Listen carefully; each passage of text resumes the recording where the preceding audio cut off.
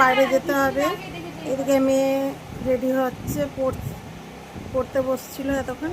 আমারও পড়াশোনা সব কিছু হয়ে গেল বাচ্চাদের, আমিও রেডি প্রায়। এবার টিফিনটা করে একটু বাইরের দিকে যেতে হবে, কাজ আছে, বাইরের কাজ আছে। তো বন্ধুরা কী কী টিফিন নিয়ে বসেছি দেখো।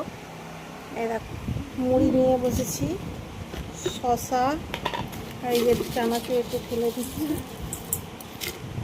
চানাচুর ঢেলে নিচ্ছি।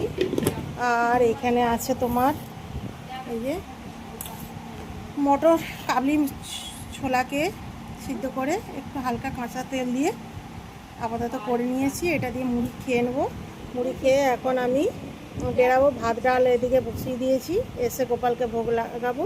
তো হরে কৃষ্ণ বন্ধুরা, তো তার মধ্যে সারাদিনের ব্যস্ততার মধ্যে অনেক ব্যস্ততা থাকে আমার আর আজকে শরীরটাও এত খারাপ যে কিছু বলার মতো নেই।